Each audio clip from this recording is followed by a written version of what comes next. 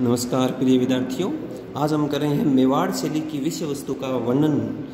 कि मेवाड़ शैली की जो विषय वस्तु है उसके अंदर क्या था कि धार्मिक चित्र यानी कि धार्मिकरण के चित्र ज़्यादा थे। देवी देवताओं से या हमारे भगवत पुराण है, रामायण है, इससे जुड़े हुए चित्र जहाँ हमें ज़्यादा देखने को मिलते हैं इस शैली के अंदर।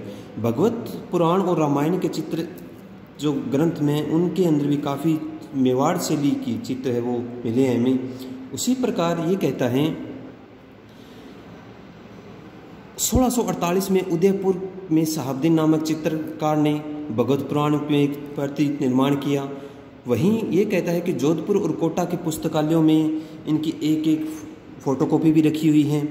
आगे इसके कुछ सचित्र हमारे जो राष्ट्रीय संग्रहालय यानी कि दिल्ली म्यूजियम है नई दिल्ली के अंदर, वहीं पर भी काफ़ी सुरक्षित रखे हुए हैं। चित्तौड़गढ़ के अंदर भी, चित्तौड़ यानी कि चित्तौड़गढ़ जो राजस्थान का जिला है उसके अंदर भी जो उसके कलाकार थे मनोहर द्वारा रचित रामायण में एक सचित्र भी आज हमें प्राप्त हुआ है जो कि 1649 में बना था। उसी प्रकार रामायण में लोकप्रियता का ज्ञान भी इसमें काफ़ी मिला है। यह सचित्र ग्रंथ है वो Prince of Wales museum Mumbai के अंदर आज क्या है सुरक्षित रखा हुआ है। उसी प्रकार रागमाला के चित्र मिले हैं कि मेवाड़ शैली के अंदर रागमाला चित्र है वो 12वीं सदी से होना माना गया है। 1200 से शुरू हो गया था ये और 1542 के आसपास रागमाला के चित्र में परिपक्वता आ गई थी, यानी कि ये यहाँ तक पहुँचते पहुँचते 1542 तक पहुँचते इन चित्रों के अंदर काफ़ी अच्छी प्रकार से ये चित्र है वो बनाए जाने लगे थे और अनेकों प्रकार के चित्र वो बनाए गए थे। 17वीं शताब्दी में राग रागनियों के सुंदर चित्रण हुआ है जिनमें कल्याण, गोल्डमहार, विलावल, मारू, ललित, दीपक, बेरवी, मालश्री, बसंत आदि के चित्रण है वो विशेष रूप से हुआ है इनका। यहीं की एक रागमाला चित्रावली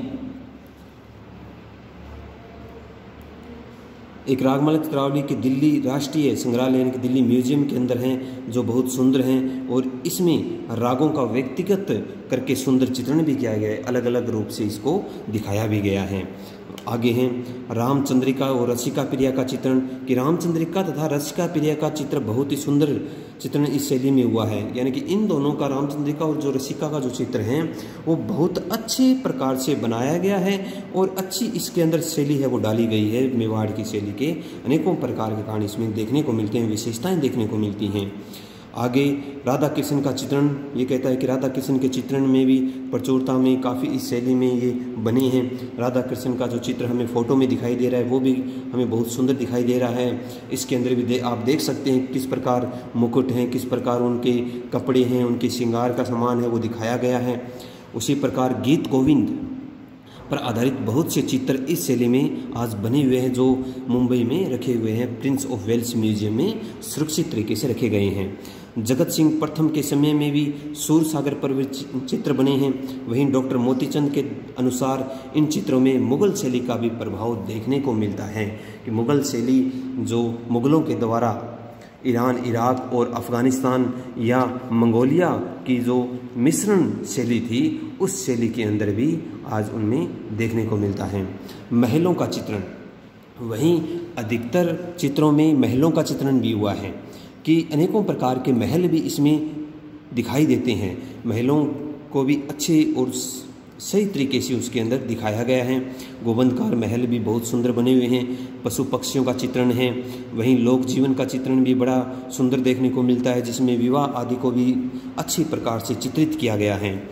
युद्ध चित्र भी दिखाए गए हैं, बड़ी चारुता से वहाँ के चित्रकारों ने बनाए हैं कि जो युद्ध का जो क्षेत्र है, युद्ध के क्षेत्र के अंदर सेना है, सेनापति हैं, राजा हैं और उनकी जो जितनी भी सेनाएं हैं, उनके हथियार हैं, उनको बड़ी अच्छी तरीके से और सही चित्रण से और अनेकों प्रकार की गुणवत्ता करके मेवाड़ शैली में उनको दिखाया गया है। नायक नायकों का भेद भी इसके अंदर बताया गया है। दरबार के चित्र काफ़ी देखने को मिलते हैं कि दरबारी जीवन का भी वहाँ के चित्रों ने बहुत सुंदर से चित्रण किया है। बारहमासा के चित्रण है, पंचतंत्र के चित्रण देखने को मिलते हैं या अन्य ग्रंथों के चित्र भी इस मेवाड़ शैली के अंदर काफ़ी देखने को मिलते हैं और प्रचलित भी हुए हैं जो आज हमारे दिल्ली नेशनल म्यूजियम में और मुंबई के प्रिंस ऑफ वेल्स म्यूजियम में काफ़ी सुरक्षित तरीके से आज रखे हुए हैं जो हमें देखने योग्य बने हुए हैं। वहीं कहता है कि पृथ्वीराज रासो द्वारा जो लिखी गई बुक हैं या दुर्गा महात्सव में है आदि पर भी यहाँ के चित्रकारों ने चित्रों की काफ़ी रचना की थी। उसी प्रकार मेवाड़ शैली की मुख्य विशेषताओं का वर्णन करते हैं तो उसमें प्रकृति के चित्रण हमें देखने को मिलते हैं। पुष्पों से लदे पेड़ हैं, विभिन्न प्रकार के पेड़ हमें दिखाई देते हैं उन चित्रों के अंदर। वहीं पर्वतों के चित्र हमें दिखाई देते हैं, जलधाराएं उसमें दिखाई गई हैं। तो इस शैली में काफ़ी विशेषता हमें देखने को मिलती हैं। दृश्य अनेकों प्रकार के सुंदर दृश्य काफ़ी देखने को मिलते हैं। पशु पक्षियों का चित्रण कि जितने भी मेवाड़ शैली के अंदर चित्र बनाए गए उनके अंदर प्रकृति दृश्य और पशु पक्षियों और रंग योजना और संयोजित चित्र के द्वारा अच्छी प्रकार से गुणवत्ता से बनाए गए थे। उनके अंदर सारे चित्र हैं वो आज हमें उस शैली में दिखाई देते हैं। उसी प्रकार आगे ये कहता है कि मेवाड़ शैली में नारी की जो मुखाकृति है उसमें हम देख सकते हैं कि कितनी अच्छी तरीके से उसको बनाया गया है। वहीं धार्मिक चित्रण में रामायण भगवत ग्रंथों को लिया गया, वहीं श्रृंगार के अंदर रागमाला को लिया गया। कृष्ण और गोपियों की जो लीलाएं हैं श्रृंगार रस में उसमें भी उन चित्रों के अंदर दिखाया गया है। वहीं मानव कृति को भी काफ़ी दिखाया गया है। मछली के समान नेत्र दिखाए गए हैं। पुरुष और स्त्रियों के छोटे कद को भी बनाया गया है। गोल चेहरे को भी दिखाया गया है। नाक को नुकीली और लंबी दिखाई गई हैं। वहीं रात के दृश्य भी काफ़ी दिखाए गए हैं। आकाश में जो काला रंग है और गहरे धुएं के रंग से भी कई चित्र बने हैं।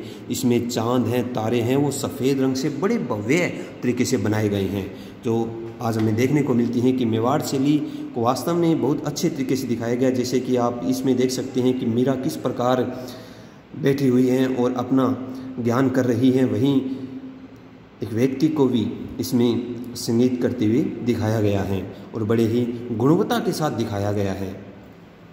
पोशाकों के चित्र हैं, वास्तु चित्रण हैं, रागमाला के चित्रण हैं, जन सामान्य के चित्रण हैं, लोक कला का प्रभाव है, अंकारिता का संयोजन है, उसमें काफ़ी देखने को मिलता है।